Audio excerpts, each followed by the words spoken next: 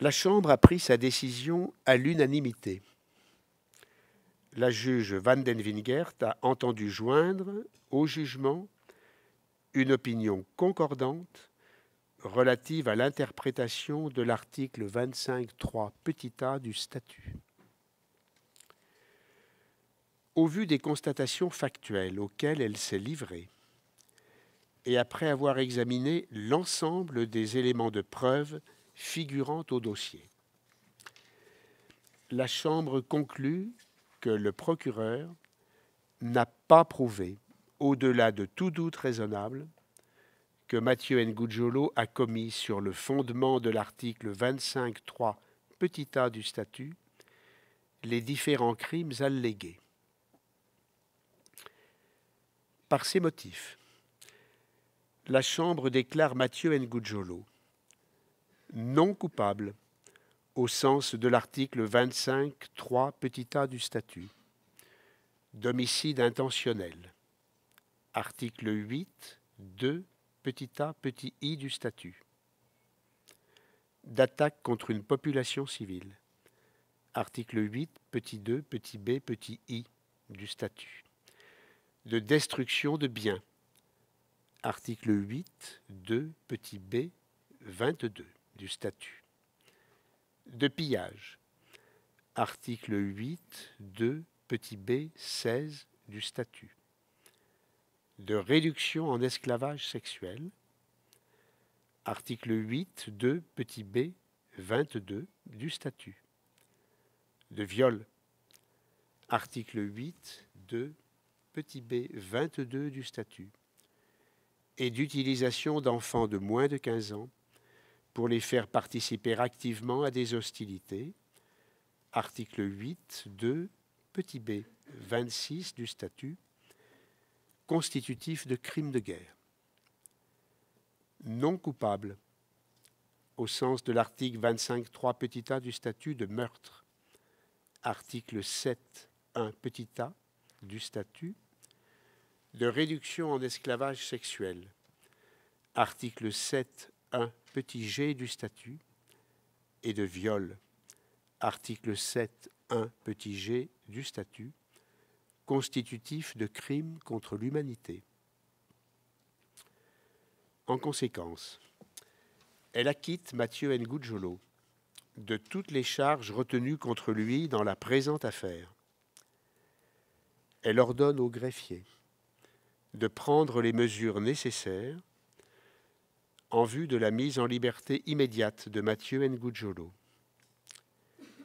Et elle ordonne à l'unité d'aide aux victimes et aux témoins de prendre les mesures nécessaires pour, en application de l'article 68 du statut, assurer la protection des témoins. Vous pouvez vous asseoir, Monsieur Ngudjolo.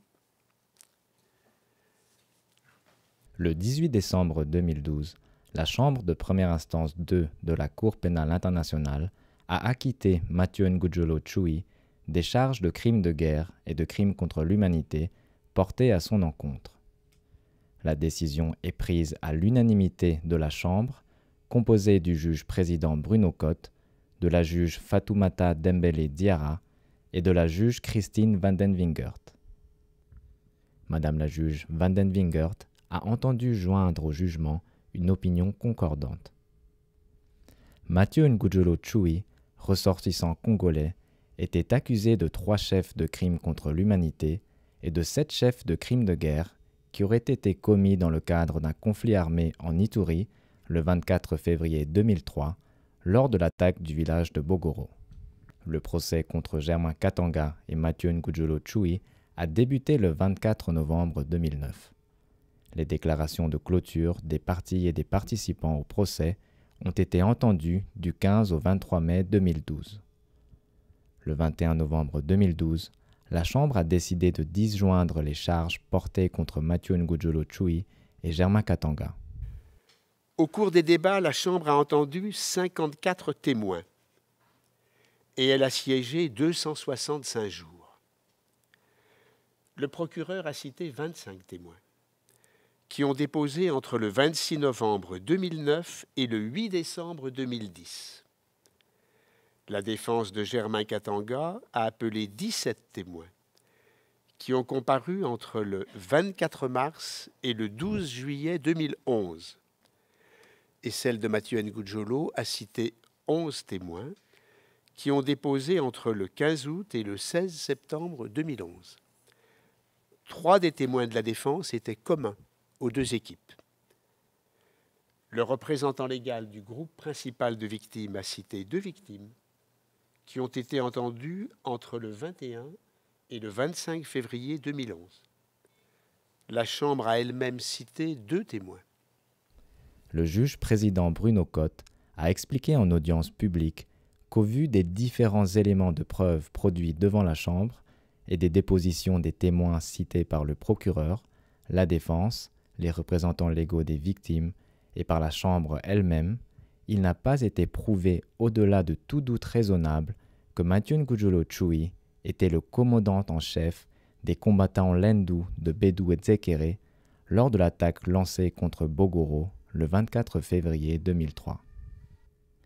La Chambre a tenu toutefois à souligner que la démarche qu'elle a entendu adopter ne signifie en aucun cas, pour elle, que des crimes n'auraient pas été commis à Bogoro le 24 février 2003, pas plus qu'elle ne saurait remettre en cause ce qu'a subi ce jour-là la population de cette localité. Le verdict concernant Germain Katanga sera prononcé ultérieurement.